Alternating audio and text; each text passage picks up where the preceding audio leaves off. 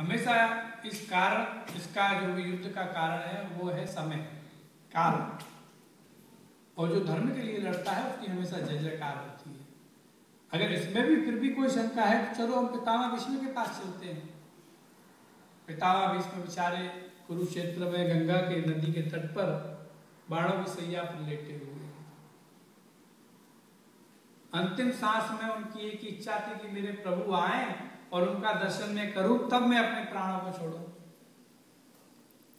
इतना तो करना स्वामी, जब प्राण तन से निकले, नाम लेके जब प्राण तन से निकले। कन्हैया जा रहे हैं पांचों पांडव भैयाओं के साथ में, पितामह भीष्म के पास पहुंचे, पितामह भीष्म को प्रणाम किए, बोले चलिए आप आ गए? बोले हाँ आ गए। मैं आप ही के दर्शन के लिए अभी तक अपनी सांस को रोक करके बैठा हूं। ये आप आएंगे, आपके दर्शन होंगे, तब मैं अपने शरीर का परित्याग करूंगा। बोले पितामह, युधिष्ठिर को थोड़ा सा शोक लग रहा है कि उसके कारण से बहुत सारे निर्दोष लोग मर गए इस युद्ध में, वीरगति को प्राप्त हुई। पितामह भीष्म ने बड़ा सुंदर उपदेश युधिष्ठिर को किया। कृपाचार्य खड़े हैं, विदुर जी तो तीर्थाटन पे गए थे, अन्न आदि कुरुक्षेत्र में उनके भाई, कुंती बुआ, भगवान श्री कृष्ण और सपरिवार खड़ा हुआ है। और वहीं पितामह भीष्म जब बाणों की सैया पर लेटे हुए हैं, प्रणाम करते हुए मधुसूदन को बोल रहे हैं, प्रभु मेरी आपसे एक प्रार्थना है। बोले क्या? कि मेरी प्रार्थना ये है कि मैंने अपनी पुत्री का विवाह आज तक किसी के साथ नहीं किया, मैं अपनी पुत्री का विवाह आपके साथ करना चाहता हूं। जितने लोग खड़े थे सब लोग अचंभे हो गए, सोचने लगे। बोले ये तो नैष्ठिक ब्रह्मचारी हैं, इनकी कहां से कौन सी पुत्री पैदा हो गई? सब विचार करने लगे और भगवान मुस्कुरा रहे हैं।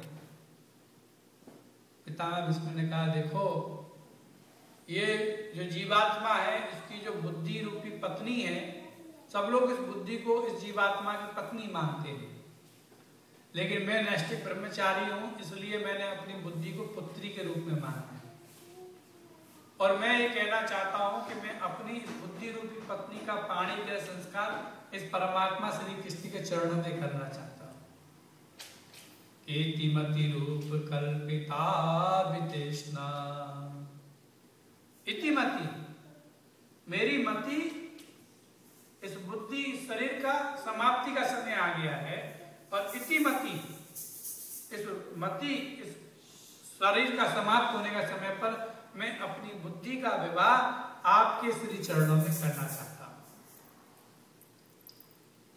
मेरी केवल ये ही इच्छा है, मैं तृष्णा, केवल मेरी इतनी सी अभिलाषा है। अगर आप इसके साथ में विवाह कर लें तो मैं अपने शरीर को परित्याग करके परम धाम को जाऊं। दूसरी बात, ऐसे मेरे कौन से पाप का उदय हुआ कि मुझे इस बाणों की सैया पर लेटना पड़ा? मैंने 100 वर्ष तक का अपना जीवन देखा, आज तक मुझे पता नहीं लगा कि मैंने ऐसा कौन सा पाप किया जिससे कि मुझे इस बाणों की सैया पर लेटना पड़ा। प्रभु बोले, पितामह तुमने अधर्म का साथ दिया,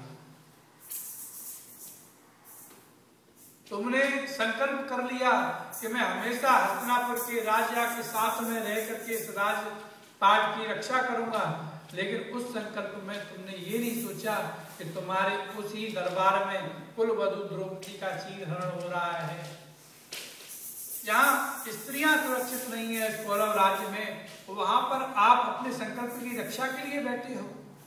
जहां आपके सामने में स्त्री का, नारी का धर्म नष्ट किया जाता हो, ऐसे वीर महापुरुष को तो हमेशा ऐसी ही बाणों की सैयाओं पे लेटना पड़ता है।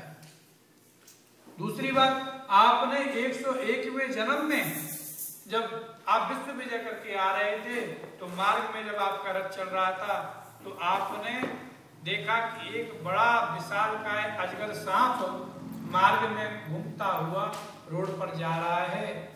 अब आपकी जो है रथ की गति धीमी हुई। आपने पूछा अपने सारथी से, भाई रथ कैसे धीरे हुआ? बोले महाराज एक अजगर सर्प मार्ग से जा रहा है इसलिए रोक दिया गया।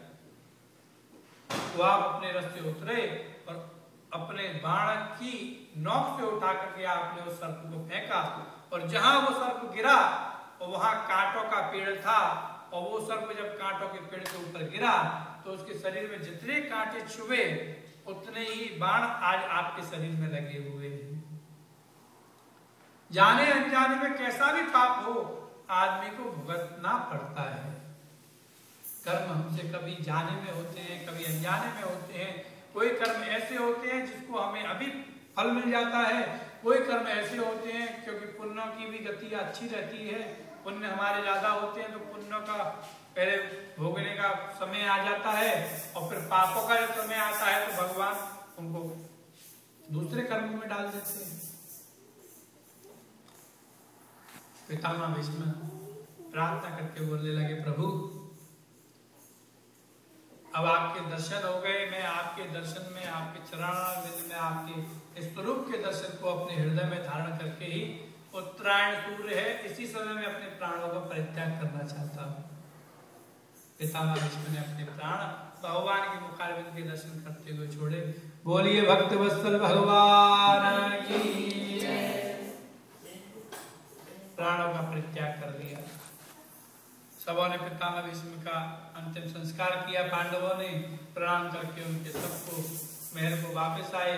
भगवान ने बोले भैया अब हम जाएंगे द्वारका, बहुत दिन हो गए। अर्जुन के साथ में भगवान द्वारका को प्रस्थान कर रहे हैं। द्वारका के लिए अर्जुन के साथ में चले प्रभु। अब ये द्वारका की तरफ में अर्जुन के साथ प्रभु जा रहे हैं। द्वारका में जैसे ही प्रवेश करने वाले हैं प्रभु, तो प्रभु ने बड़ी सुंदर धनंजय नाम की शंख ध्वनि करी और ऐसा शंख बजाया कि सारे द्वारका वासियों को पता लग गया कि हमारे प्रभु यहाँ आ चुके हैं। सारे द्वारका वासी अपने घर में बड़े सुंदर सुंदर पुष्प, फल, तिलक, रोरी, चावल लगा करके आए। भगवान आएंगे, माला पहनाएंगे। भगवान ने जैसे ही नगरी में प्रवेश किया, सब ब्रजवासी लोग निकल करके आए द्वारकाधीश के दर्शन करने के लिए। सब लोगों ने आकर के भगवान का पूजन किया, हार डाले, महाराज तोरण लगाए हुए, पूरे द्वारका को सजाया गया। कन्हैया अपने मित्र भाई अपने अर्जुन के साथ में आ रहे हैं। अर्जुन को महल के अंदर लेकर के आए, ला करके अर्जुन को अपने महल में रुकवाया, और प्रभु वहां पर मैं अपने महल में अर्जुन के साथ में बड़े आनंद से द्वारकाधीश विराजमान हुए। आइए पहले थोड़ा भगवान का भजन कर रहे हैं, उसके आगे बाद में आगे की कथा को प्रारंभ